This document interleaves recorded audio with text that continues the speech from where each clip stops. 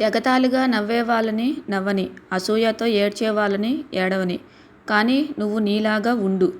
ఏదో ఒక రోజు ఆ నవ్వేవాళ్ళే, ఏడ్చిన వాళ్ళు కూడా నీ సాయం కోసం నీ దగ్గరికి తప్పక వస్తారు.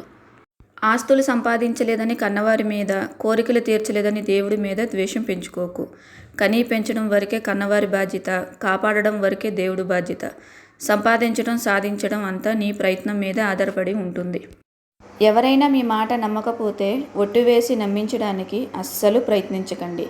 ఎందుకంటే మన మీదే నమ్మకం లేనప్పుడు వేరే వాళ్ళ మీద ఒట్టు వేస్తే ఎలా నమ్ముతారు? నమ్మకం లేని చోట ఒట్టైన నమ్మకాన్ని కలిగించలేదు. మనమేంటో మనకు తెలుసు. ఏదో ఒక రోజు మనమేంటో, మన నిజాయితీ ఏంటో కాలమే నిర్ణయిస్తుంది. ఇవాళ ఉన్న సంతోషం రేపటికి ఉంటుందో లేదో తెలియదు. ఇవాళ ఉన్న కష్టాలు రేపటికి ఉండకపోవచ్చు. అలాగే కష్టసుఖాలు అనేవి వచ్చిపోయే బంధువులు లాంటివి. మనకున్నది ఒకటే జీవితం. ఆ జీవితాన్ని నలుగురితో నవ్వుతూ నవ్విస్తూ గడిపేద్దాము. నీకు కోపం వచ్చే ఆ ఒక్క క్షణాన్ని నీ అదుపులోకి తెచ్చుకోగలిగితే నువ్వు బాధపడే 1000 క్షణాలను తప్పించుకోవచ్చు. కోపమే మనిషి పతనానికి కారణం. ఒక మనిషి గురించి మరొక మనిషికి జీవితాంతం గుర్తుండిపోయే రెండు విషయాలు. 1 చేతితో చేసిన సాయం, 2 మాటతో మనసుకు చేసిన గాయం. ఈ లోకంలో మనిషి మనిషికి విలువివ్వడం మానేశారు. బంధాల మధ్య ప్రేమ అనేది కూడా లేకుండా పోయింది. ఆఖరికి ఒక వ్యక్తిని మనం ప్రేమించాలన్నా, పలకరించాలన్నా వాళ్ళకి బ్యాక్గ్రౌండ్ ఏంటి, ఆస్తిపాస్తులు ఉన్నాయా, పలుకుబడి హోదా ఉందా అని చూసుకొనే మాట్లాడుతున్నారు.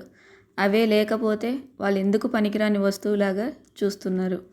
ఈ ధనం, పలుకుబడి, హోదా అవన్నీ ఉంటే వాళ్ళు ఎన్ని నీచపు పనులు చేసినా ఈ సమాజం వాళ్ళని ఎప్పుడు గౌరవిస్తూనే ఉంటుంది. గుడిలో ప్రసాదం ఇస్తే దానిలో చక్కెర తక్కువైనా దానిని పడేయకుండా ఏం పర్వాలేదులే అని తినేస్తాం. అదే దేవుడు ఇచ్చిన జీవితంలో ఏవో 2 రోజులు బాగోలేదు కదా అని ఎప్పుడూ తప్పుడు నిర్ణయాలు తీసుకోకూడదు. ఏం జరిగినా అంతా మన మంచికే అని ముందుకు సాగిపోతూ వెళ్ళాలే తప్ప నెగిటివ్గా మాత్రం ఆలోచించకూడదు.